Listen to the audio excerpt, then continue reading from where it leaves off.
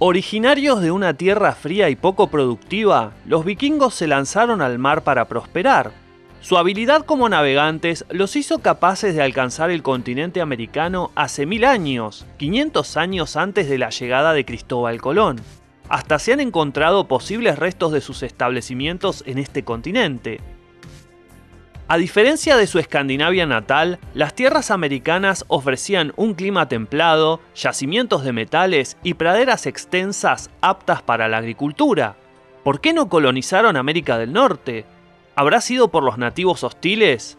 ¿El clima les jugó en contra? ¿O habrá sido una conjugación de distintos factores? Lo veremos en este video. Empecemos.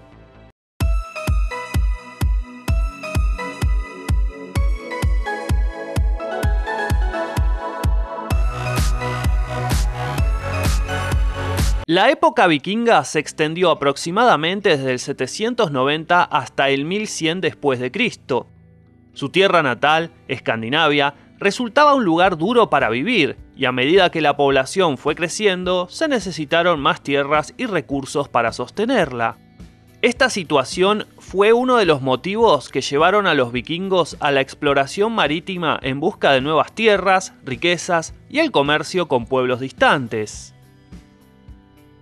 Empezaron atacando a las Islas Británicas, donde lograron establecerse y se extendieron en Europa del Este, fundando la ciudad de Novgorod y el Rus de Kiev, el primer estado eslavo oriental. Pero fueron aún más lejos que eso. Incluso lograron ingresar al Caspio con 500 navíos y alcanzaron las costas persas que bordean ese mar, donde atacaron y saquearon ciudades. Pero no nos interesan tanto para este video sus hazañas en Europa y Asia, sino sus viajes hacia el oeste que los llevaron a alcanzar tierras americanas donde incluso intentaron establecerse. Teniendo tanto poder como para doblegar a ciudades y reinos enteros de la Europa medieval, ¿por qué no optaron por colonizar América, que era muy rica en recursos y se encontraba habitada por tribus mucho menos desarrolladas tecnológicamente? Probablemente la clave esté en las tierras que fueron conquistando entre la Europa continental y América, escalas casi obligadas para saltar de un continente al otro. En el año 874 comienza la colonización de Islandia, una de las últimas tierras en ser habitadas por el hombre. De la mano del caudillo vikingo Ingolfur Arnarson se levanta Reykjavik y comienza a poblarse por escandinavos y sus esclavos celtas de las Islas Británicas. Aunque Islandia no era el jardín del Edén dado su clima y geografía, fue poblándose y la colonia empezó a cobrar importancia en el mundo vikingo. 111 años después, desde Islandia partió la expedición de Erik Thorvaldsson, conocido popularmente como Erik el Rojo, que descubre Groenlandia no en un viaje de placer, sino en condición de fugitivo convicto por varios asesinatos ocurridos en la isla. Aunque los vikingos fueron violentos, tenían sus leyes y había que respetarlas. Volviendo a Groenlandia, el paisaje dista mucho de un lugar cubierto de pastizales y bosques como podría sugerir su nombre. Dicen que fue un truco publicitario para atraer colonos al nuevo territorio descubierto, y funcionó bastante bien. 4000 vikingos se asentaron en la isla, levantaron granjas donde cultivaron algunos vegetales y criaron ganado. También se dedicaron a la entonces lucrativa industria del marfil. Aunque hoy en día se relaciona el marfil con los elefantes, en aquel momento este insumo provenía de los colmillos de las morsas, que se encontraban en grandes cantidades en Groenlandia.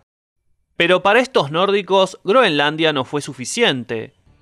Según las sagas groenlandesas, el hijo de Erik el Rojo, llamado Leif Erikson, se lanza desde las tierras que descubrió su padre en el 985 hacia América, guiado por el relato de un vikingo llamado Bjarni Herjolfsson, que dijo haber recorrido las costas de una nueva tierra en el oeste, aunque sin desembarcar en ella. Leif llega a América del Norte aproximadamente en el año 1000, se topa con una vasta extensión de tierra estéril a la que bautizó Helluland, que significa tierra de las losas de piedra, que probablemente se trataba de la isla de Baffin. Luego navega al sur y nombra como Markland a una región poblada de bosques que podría ser Labrador, y termina asentándose más al sur para pasar el invierno. Bautiza la tierra donde se estableció como Vinland o Tierra del Vino por haber encontrado uvas en la región. ¿Uvas en América del Norte? ¿Acaso las vides no son típicas del Mediterráneo? ¿Habrá sido otro truco publicitario vikingo para atraer pobladores? Lo más probable es que sí haya encontrado vides, más bien las primas americanas de las uvas europeas, tal vez Vitis labrusca o Vitis riparia, que actualmente no crecen tan lejos de Terranova, donde supuestamente se instaló el campamento vikingo. Cuando el clima fue favorable, partió de regreso a Groenlandia llevando madera y un cargamento de uvas a la isla, probablemente como evidencia de lo que encontró en las nuevas tierras. Pero el asentamiento de Vinland fue abandonado. Hay quienes teorizan que la razón fue que los nativos eran hostiles hacia los nórdicos y los desmotivó a intentar una conquista.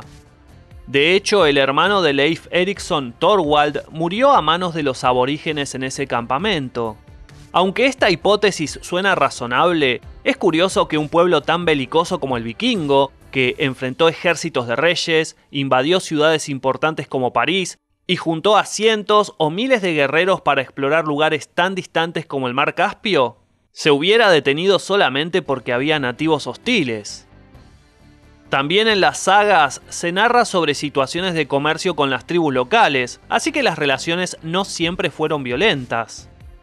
Un punto interesante a tener en cuenta es que los nórdicos siguieron visitando América de forma esporádica varias veces después del abandono del campamento de Vinland. Existe un registro del año 1347 en Islandia que habla sobre un viaje a Markland, o sea, las costas canadienses, en busca de madera por parte de groenlandeses que posteriormente fue desviado por los vientos y terminaron en la isla. ¿Por qué no avanzó la conquista en América? Al parecer, la clave estaría en Groenlandia como nodo para realizar una conquista. La población en esta isla del Ártico era relativamente pequeña, alcanzando posiblemente en sus mejores épocas entre 3.000 y 5.000 habitantes. Sumado a la poca población, las colonias vikingas ahí tuvieron un relativo buen pasar económico. Cuando los vikingos alcanzaron sus costas, el clima era un poco diferente al actual. El mundo estaba transitando el llamado período cálido medieval, que duró aproximadamente entre los años 700 y 1200 después de Cristo. Las temperaturas globales eran en promedio 2 grados más altas que las actuales y el clima en lugares como Groenlandia resultaba más templado. Los colonos pudieron criar vacas, ovejas y establecer algunos cultivos. Llegaron a existir cientos de granjas y hasta las más pobres llegaron a poseer al menos 2 vacas. En el mundo de los nórdicos, el poseer ganado era sinónimo de riqueza y se cuidaba mucho.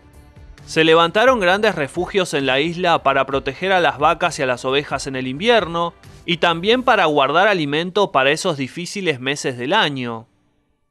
Por otra parte, se dedicaron activamente a la caza para obtener marfil. En el noroeste de la isla existían abundantes colonias de morsas y se organizaban viajes comunitarios para realizar cacerías.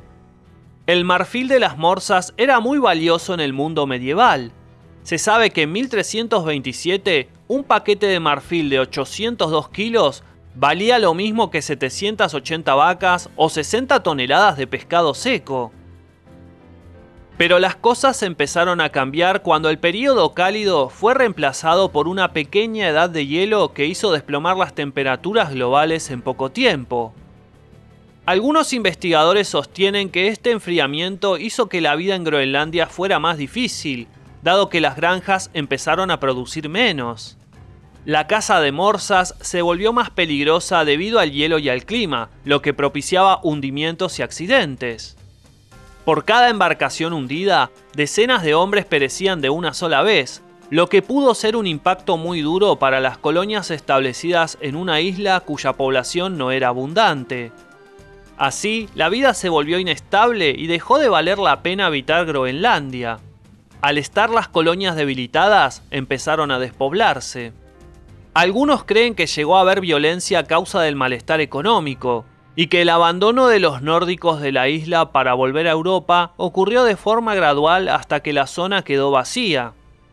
América fue olvidada.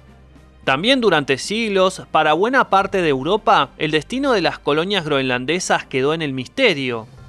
Incluso en el siglo XVIII hubo gente que creía que todavía había nórdicos viviendo ahí, aislados de la civilización.